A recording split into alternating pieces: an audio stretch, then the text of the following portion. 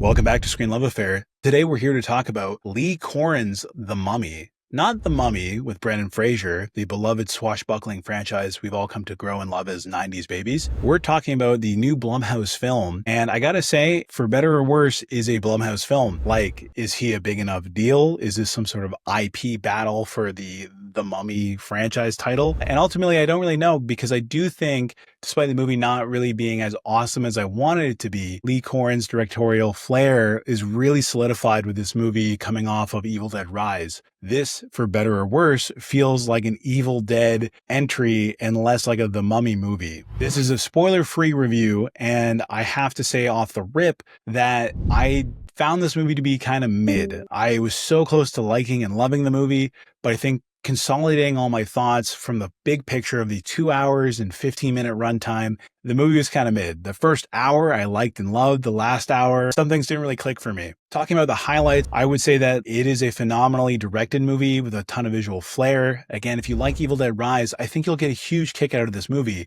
There are so many extreme close-ups and macro shots. The sound editing, the editing in general, very punchy, very crunchy, very zesty. And I really like that. But I do think narratively and like the Blumhouse-ness of it is very evident. The movie didn't totally feel like a The Mummy movie. There are aspects to it where they use the mummy for a very kind of almost generic possession. And when I say that, I mean, after they do the whole Cairo, Egypt mummy setup, it really devolves into family in a house with a messed up child, horrific visuals and like interpersonal moments. But when the story tries to explore those moments, it does fall a little bit flat, and it's a little unfortunate. I think at its best, it felt a lot more like Insidious, and at its worst, it felt a lot more like Wolfman. All that said, I definitely think it's better than something like Blumhouse's worst, in my opinion, which is like Truth or Dare. Speaking of the Wolfman comparison, I often mix up the lead of this movie, Jack Rayner, with Christopher Abbott.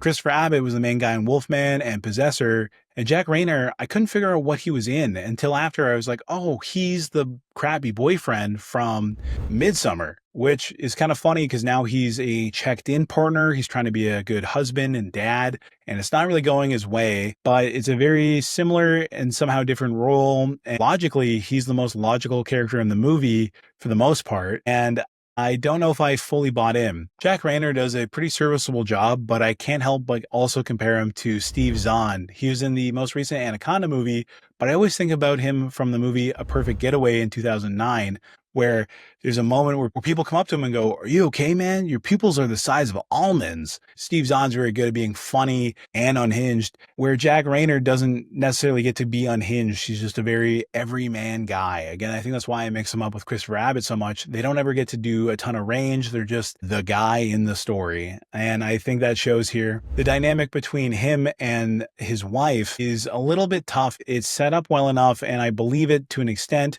but there's a very logical horror movie moment where he suggests maybe take their very messed up daughter to a special care kind of place, and the wife reacts very against it, even though she's a nurse. I know doctors make the worst patients, but it's kind of like, yeah, she's clearly not well, and it's very obvious there's something wrong with their daughter.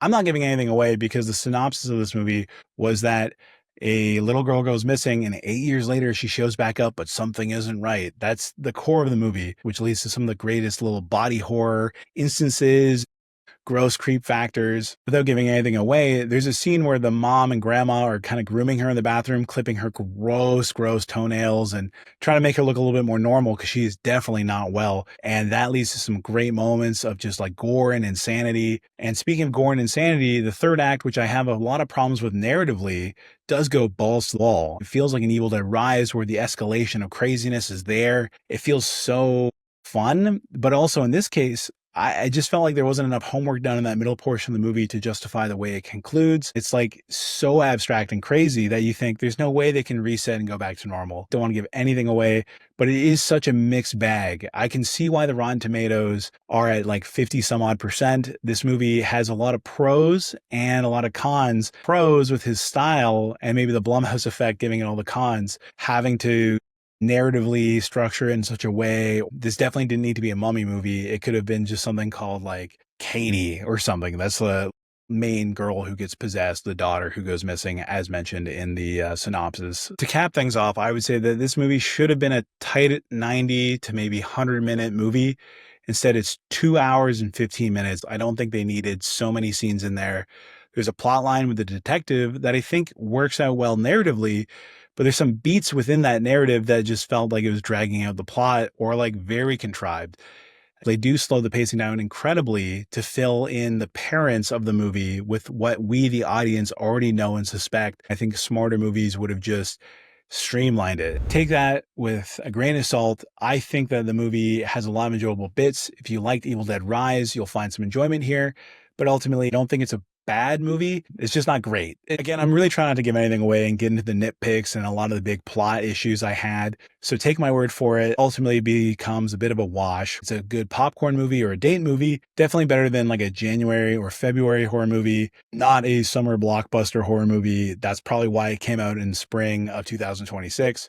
I hope you like this review. My friends and I, Adriana and Shay, do a full spoiler podcast episode where we deep dive for an hour into movies we really got into and want to discuss. I hope to discuss this movie because I think it'd be really fun to nitpick this to death. It's very nitpickable. Better than Wolfman, better than Truth or Dare. Not necessarily as good as Insidious or anything else from Blumhouse. Thanks for checking out our review. And if you like this, like and subscribe. Our podcast is available on Spotify, Apple Podcasts, and obviously here on YouTube. I'm Brandon, and we'll see you online.